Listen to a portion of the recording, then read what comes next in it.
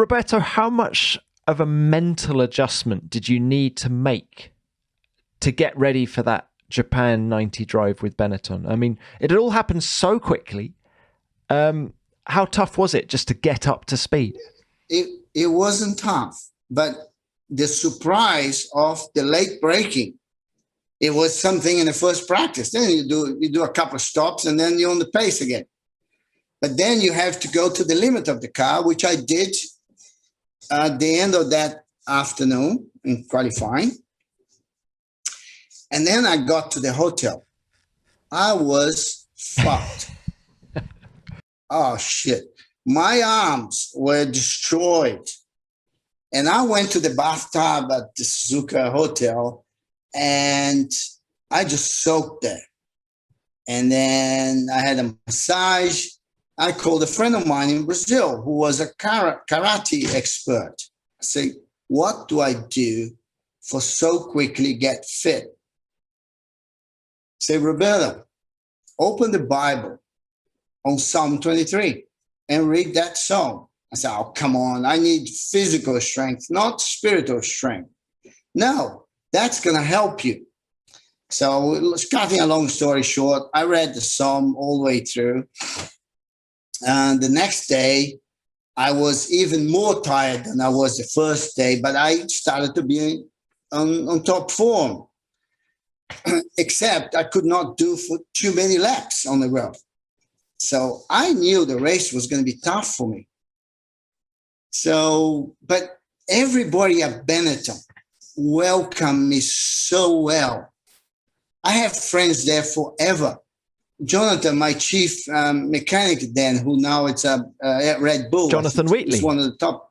Yeah, he's one of the top guys there. We talk even to this day. They always welcome me so well. And they helped me throughout the whole thing, you know. They made me comfortable. And that was the main thing that I succeeded.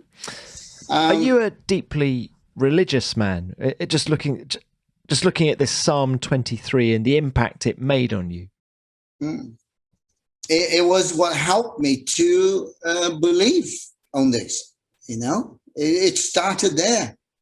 Well, Roberto, before we go to the race, I noticed that you qualified 9th.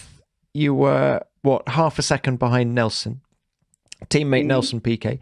How pleased were you with that lap? Can you remember? No, I cannot remember that because I was so bloody tired. You know, being able to do a full lap at top speed, it was something already great for me. Yeah. So I don't remember. Was Nelson helpful in terms of helping you get up to speed? Did he give you any advice, breaking points? Nelson always trusted me. There was no need to coach me or anything, but he was able to give me some good tips. And then he said to me, you know what, Roberto? And that was very nice of him to tell me that before. He said, we're going to fuck everybody in this race if you are with me. I say, how are we going to do that, Nelson? Say, I'm going to start with a harder tire than anybody else.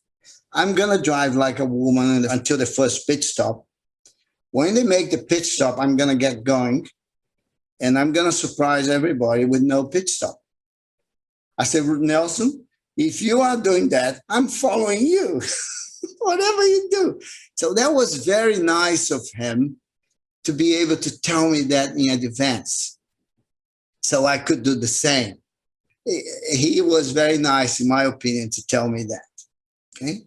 So we started the race knowing that we had to drive slowly to save the tires and get going in the second stint while everybody did a pit stop. Of course, Senna pushed Prost off the race in the first turn.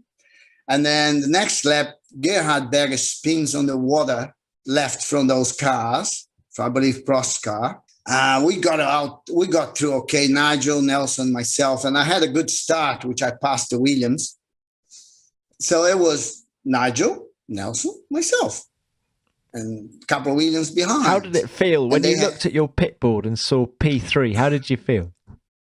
That was a great sensation. And then it started to get tough because Nigel stopped and he broke the drive shaft on the way out. Although, he always tried to drive out of the pits as fast as he could. And it was Nelson and myself on the lead. And now Nelson got going. And I couldn't keep up with him. He just got going. And I started to get tired. And I started to breathe hard to follow him. I followed him for maybe 3 or 4 laps, and then I had to let him go slowly. And then I was getting tired, and then I couldn't turn the steering wheel. And then I was breathing deep. And then I made a mistake in a corner. Almost. So the next one, I almost made a mistake again. And then I said, shoot. And then the song came to my mind. The 23. And you know what the marathons get when they run for so long? You get that extra power on you, which is nothing more than endorphin into your system. I got that after 2 corners, almost spinning. Now I'm back in full action again. So I caught Nelson a little bit, and I said, well, I'm going to set for second. And that's how it was all the way through. And then when the race finished, I could hardly stand up on my feet.